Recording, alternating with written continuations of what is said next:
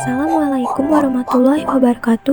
Halo guys, perkenalkan nama saya Anita Dwi Kartika dengan NIM 2220201051 dari kelas PGMI 2. Adapun video ini dibuat untuk memenuhi tugas mata kuliah pendalaman IPA MI dengan dosen pengampu Bapak Dian Andesta Bujuri MPD.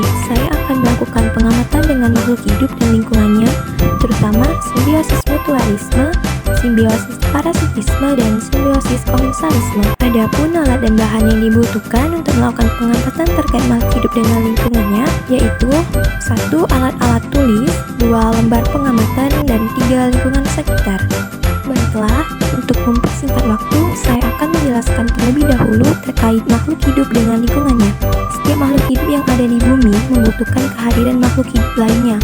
Pasalnya, makhluk hidup tergantung satu sama lainnya, seperti tumbuhan membutuhkan manusia untuk merawatnya, hewan membutuhkan tumbuhan untuk bertahan hidup, begitupun manusia membutuhkan peran tumbuhan dan hewan dalam kehidupannya. Setelah saya jelaskan tadi, jadi interaksi atau hubungan antar makhluk hidup ini dikenal juga dengan sebutan simbiosis. Ada yang tahu nggak sih apa itu simbiosis?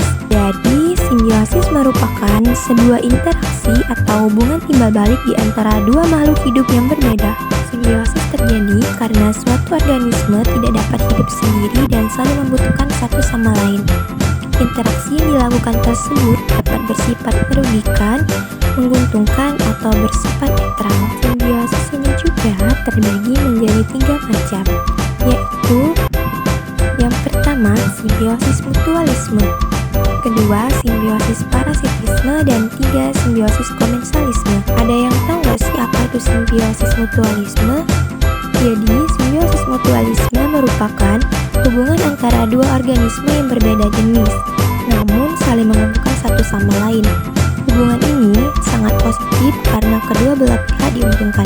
Adapun contoh dari simbiosis mutualisme yaitu sebagai berikut: 1. Kupu-kupu dan bunga, 2. Semut rangrang dan tumbuhan, 3. Ular sawah dan petani. Pada simbiosis mutualisme, saya melakukan pengamatan yaitu semut rangrang. Nah, semut rangrang ini ialah serangga yang sering kita jumpai pada tanaman-tanaman buah seperti mangga, nangka, dan lain-lain. Mungkin bagi kita, keberadaan semut ini sangat mengganggu ya, karena membuat kita kesulitan mengambil buah dari pohon. Namun, keberadaan semut ini sangat menguntungkan tumbuhan. Hal ini dikarenakan semut rangrang akan melindungi tumbuhan dari serangan hama yang merusak tanaman. Semut rangrang memperoleh keuntungan karena dapat membuat sarang pada tumbuhan. Sehingga ketika terdapat hama yang menyerang tumbuhan tersebut, artinya hama itu menyerang sarang semut rangrang. Serangga kecil ini pun tidak akan meninggalkan diam sehingga dia akan menyerang balik hama. Yang kedua ialah simbiosis parasitisme. Simbiosis parasitisme ini merupakan simbiosis yang cukup dibenci, dikarenakan simbiosis parasitisme merupakan keterbalikan dari simbiosis mutualisme, di mana simbiosis parasitisme ini merupakan kondisi ketergantungan yang terjadi ketika pihak yang satu mendapatkan keuntungan, sedangkan pihak yang lainnya mendapatkan kerugian.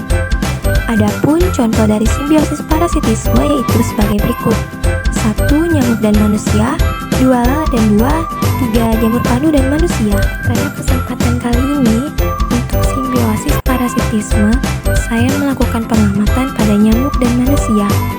Salah satu penyakit yang sering kali kita jumpai dalam kehidupan ini ialah demam berdarah. Demam berdarah adalah hasil salah satu simbiosis parasitisme yang terjadi antara manusia dengan nyamuk.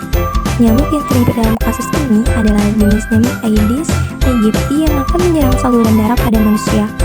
Hal tersebut kadang tidak manusia sadari. Mengapa jenis nyamuk ini yang bersama dengan jenis nyamuk yang biasanya menyerang mereka sehingga terkadang dibiarkan begitu saja? Tentunya kejadian ini sangat merugikan manusia karena bisa menyebabkan kematian, memberi keuntungan bagi nyamuk untuk menyebarkan penyakit serta berkembang biak. Yang ketiga atau yang terakhir ialah simbiosis komensalisme. Simbiosis komensalisme merupakan sebuah interaksi antara dua makhluk hidup yang menguntungkan salah satu organismenya, sementara organisme lain tidak dirugikan dan tidak pula diuntungkan atau netral. Adapun contoh dari simbiosis komensalisme yaitu sebagai berikut: 1. Sirih dan tumbuhan inangnya, 2. Tanaman anggrek dan pohon mangga, 3. Tanaman paku dan pohon yang tinggi. Pada simbiosis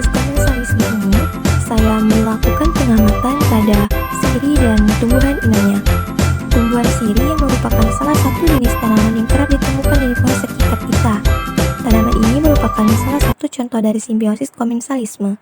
Dalam hal ini, tumbuhan sirih akan tumbuh dengan cara merambat dan menyesuaikan dengan tanaman yang ditempatinya atau tanaman inangnya.